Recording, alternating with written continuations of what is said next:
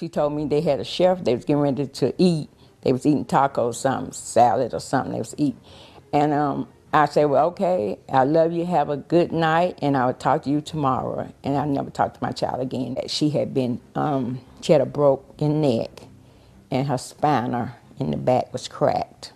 She had been beaten. I was genuinely heartbroken that I went into a house to see a friend that I knew for 9 years, unresponsive, on vacation, 2,000 miles away, in another country. I just sit back and wait on God, because like I say, she gonna get justice. Shanquella Robinson was born January 9, 1997. She studied at Winston-Salem State University from 2015 to 2019, after which she attended West Charlotte High School. Many of Shanquilla's friends and family called her Quila. She ran a successful hair extension and braid business in Charlotte, North Carolina called Exquisite Braids, and a women's clothing store called the Exquisite Boutique. Shanquilla was a successful businesswoman at the age of 25, and she enjoyed taking trips. On this one particular weekend, what was supposed to be a fun long weekend for Shanquella Robinson and her group of friends turned out to be a mystery. On October 28th, Shanquella and a group of friends went to Cabo, Mexico. Shanquilla's mother, Salamandra Robinson, reported that she had spoken to her daughter on Friday. She said, I spoke with her Friday evening. She was having dinner, and I never spoke with her again. The conversation she had later was with Shanquilla's friends. Shanquilla's best friend of 5 years, Khalil, called Shanquilla's mom, Mrs. Robinson, to inform her that Shanquilla was resting and not feeling good. He mentioned that she had puked a couple of times, and Miss Robinson felt at ease because she figured that Shanquilla might have been dealing with a hangover. Khalil put Miss Robinson on hold, and Miss Robinson was confused because she figured that everything was fine. But after a while, she found that to not be the case. Khalil returned to the line, and he told Miss Robinson that Shanquilla had alcohol poisoning. And he also stated that the medics were unable to save Shanquilla. Khalil, along with the 5 others, had to hurry and get out of Mexico to apparently escape being caught in legal troubles, so they returned to the U.S. a day earlier. Miss Robinson said that Khalil returned to the U.S. and he brought Shanquilla's luggage to the house and reiterated that Shanquilla had died from alcohol poisoning. She said he kept coming around the family trying to make it seem like he was innocent and didn't know what happened. Shanquilla's mom also mentioned that something happened. I can go back and say that's why he was pacing, referring to Khalil. She stated, I mean, you wouldn't have thought he was coming off something like he was high. He was nervous, he was sweating and grabbing his beard. It had to be eating him up. Khalil went over to Mrs. Robinson's house once again, and this time he brought Winter Donovan, Dejanay Jackson, and 2 of the 3 girls that were with them in Mexico. And they all stated that Shanquilla died from alcohol poisoning. Shanquilla's sister said that her family had gotten phone calls that they were over there in Mexico fighting and jumped Shanquilla. The family went along with Khalil's story because they trusted Khalil. Khalil was a close friend of Shanquilla until the autopsy revealed that her death was not related to alcohol. Instead, the autopsy revealed that she had a broken neck, a cracked spine, and was beaten to death. Miss Robinson said that she and her family received photos of Shanquilla in which her face was swollen. She had a knot on her head, her eyes were swollen, and her lips were split.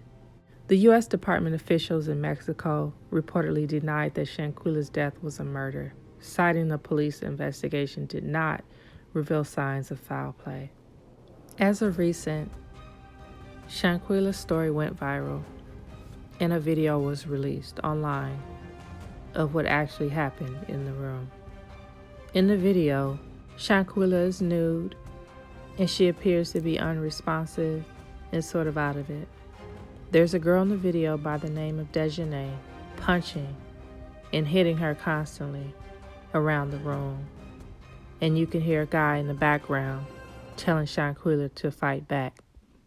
And then the video goes quiet.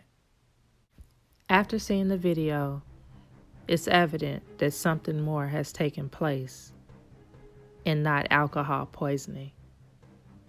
It looks like Shanquila was attacked. None of the so-called friends have spoken out except one gentleman. He went live on social media and said the following. Right here. So Quilla was laying on the couch in the game room.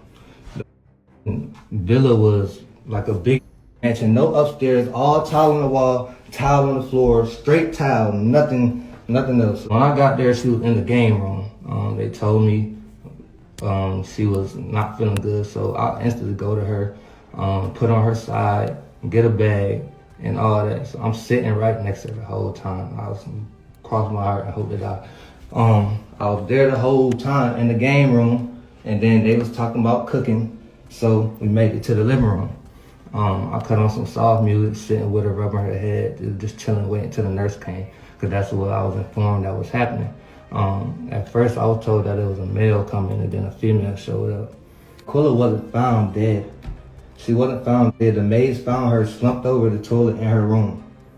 That's what they did find her, slumped over her toilet in her room. That's what I was told. Quilla was not dead when I got there. Okay, so when I get in there, I go in, I see Quilla, I see she chilling, I put her on her side. I go out and make that video where I'm talking about I'm here, that Quilla get up. So I'm thinking like, damn, we got stuff to do. ATVs, a boat, dinner. I missed the chefs, I missed everything. I tried to get the timestamp for y'all, but that's not gonna work. So I guess the real FBI or whatever had to put those right timelines together. But everything that's wrong, I was not there till the next day. I didn't see a fight. I didn't know it was a fight. I didn't know it was a video. I didn't know they did any harm, anything. I went in there and told it was alcohol poisoning, so that's what I helped her as. That's what I helped her as. I didn't leave her side. I cut on soft music. Summer Walker rubbing her head till the nurse came in. Nobody even talked about the nurse. Nobody even said a nurse came. None of this stuff. So I'm really not understanding where this story is coming from and why it's out here like this, because it's wrong. It's wrong. And for y'all to be attacking me, an innocent soul, like I'm really innocent as fuck. I went there to enjoy my birthday. I didn't really notice the knot on her head until the nurse pointed it out. I did see the bump on her lip. She did have a blood vessel bust in her eye, and that's it. But I didn't really go in there like, damn, y'all jumped her, y'all beat her ass, what's going on? Like, cause they know, man, and nobody even told me about nothing. I was blind to everything. I'm literally in there giving her my all. Like, come on, girl, we was 2,000 miles away from home. 2,000 miles away from home. Don't nobody deserve this. And now y'all on here trying to say I killed her. Me, the nigga that got there a day late. A day late. The nigga y'all didn't see in the video. I have 1,030,000 tattoos. Do I sound like I was in that video? Go listen to it again. Do you hear my voice in that video? All the death threats, I can go with y'all move. Everybody. And because I got there a day late, I can only tell you what I know from 3:30 till Sunday when I left. That's all I can do. I really can't give nobody no other answer from Friday because they didn't tell me. I didn't go in there, sit down and make no alibi with nobody. I didn't know nothing. They didn't tell me nothing. Cross my heart and hope to die on this Bible right here. The U.S. Department of State issued the following statement in response to Shanquella Robinson's death. We are aware of these reports. Protecting the welfare of U.S. citizens overseas is among our top priorities. Out of respect for the privacy of those involved, we have no further comment at this time. Shanquella Robinson's body was flown back to Charlotte, North Carolina on Thursday, and her funeral service has been scheduled for next Saturday. We'd like to send our condolences to the family of Shanquella Robinson and send our prayers in hopes that her family receive justice for what happened. What's done in the dark always comes to the light. So be rest assured that what happened to Shanquella in Cabo, Mexico is going to come out. Please join us in protecting our girls. This is Awareness by Creole Kisses. Be safe and have a good night.